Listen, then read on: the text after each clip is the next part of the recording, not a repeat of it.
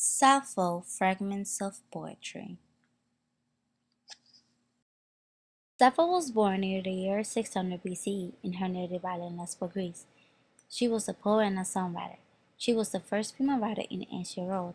It is believed she lived around 570 BCE and committed suicide by jumping from a cliff for love of a man. For Sappho's personal life, she lived in an island in Lesbos, Greece to a noble family. It is said that her and her family were in personal and political turmoil. Her wealth afforded her to live a life of her own chosen. Later in life, she may have been married to a man at some point who died and had a daughter named Cleis, named after Sappho's mother. Sappho was an artist whose lyric poems were to express meaningful meanings of poetry, and her style was sensual, melodic, that portrays love and reflection. During the time Sappho was at her native island, she was like a role model to every people that lived in Lesbos, and she had a strong ambition to what she believed in and what she wanted to do. Sappho was a feminist icon. In fact, some of her poetry descriptions were physical acts between women in her works. But the word lesbian came from the island of her birth, Lesbos, and it would inspire the modern term lesbian, though homosexuality was quite widespread during her period, although it is not clear that the passion was spread sexually.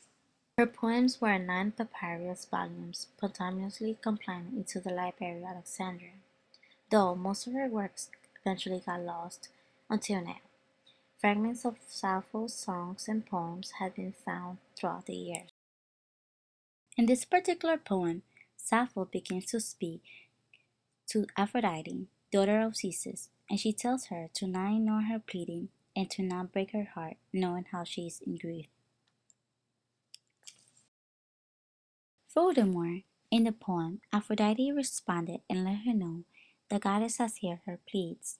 It was clear then that it was Sappho who was seeking the goddess, but it was not clear whether the lover is a man or a woman, though Aphrodite assures Sappho that he or she will soon come and return her love. And the goddess responded by, if she fleets you now, she will soon pursue you. If she won't accept what you give, she give it. If she doesn't love you, she'll love you soon now, even unwilling. Also, Sappho was really worried about her brother's future.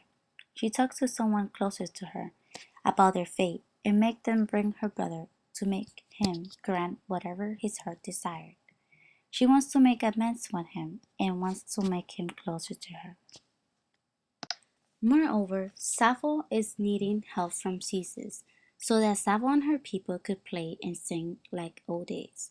Sappho sang her song in a play with her lyre, but it seems like she was singing for one of the girls that were in the play.